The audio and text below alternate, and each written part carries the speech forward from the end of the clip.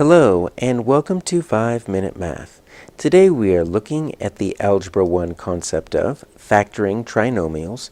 This is standard A.10E in the great state of Texas, and we are using item number 4 of the 2019 released STAAR test.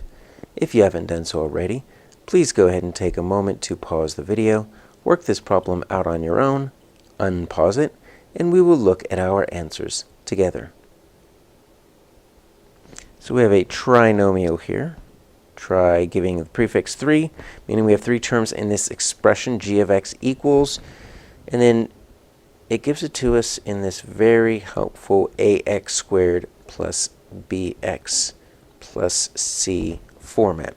Because what we're wanting here is we're wanting to grab the a, the b, and the c values. Now, our a value is right there. There's nothing there. Which means it's simply going to be 1. All right, so a equals 1, because when there's nothing in front as a coefficient, you can assume it's a 1. When the leading coefficient or the a value is 1, you don't need to do the full diamond method, but I'm going to go ahead and show it to you because it works, especially when that a term is something other than 1. So our b term is going to be that positive 15. The fact that it's positive is going to make a big difference, so we're going to keep track of whether each of these terms are positive or negative, because the c term is going to be negative 54. All right, so we've got our a, our b, and our c. Like I said, you might be able to kind of eyeball this. That's great if you can, but let me show you the full diamond method. All right, so we're going to look at, in the very top, a times c. So that means 1 times negative 54, which is obviously just going to be negative 54. Down below, we put just the b, so that's 15. Now to the left and the right, we're going to write ax, and then that's going to be over one of my factors, and then ax over another one of my factors. We're going to leave those denominators blank real quick. A is 1. So I'm just going to write x over and then x over. It's really 1x over, but you know, we don't write the 1. So what we're looking for are factors. Factors that multiply to negative 54 and that add to positive 15. Okay, so I'm going to write negative 54 right here. The fact that it is going to be a negative lets me know one of these factors is going to have to be positive, one of these is going to have to be negative.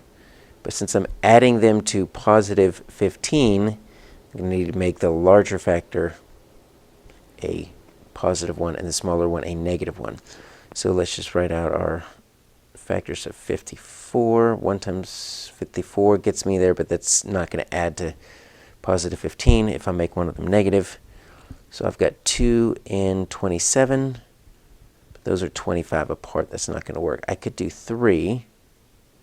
Okay, so 3 goes in there 18 times.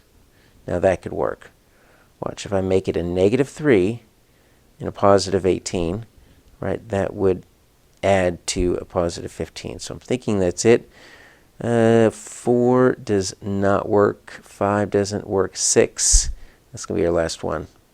Now 6 and 9 is going to be tricky, right, because if I add 6 and 9, right, that's going to get me to 15. But the problem is if I keep it as a positive 6 and a positive 9, that would give me a positive 54. I need a negative 54, which means one of my factors needs to be negative.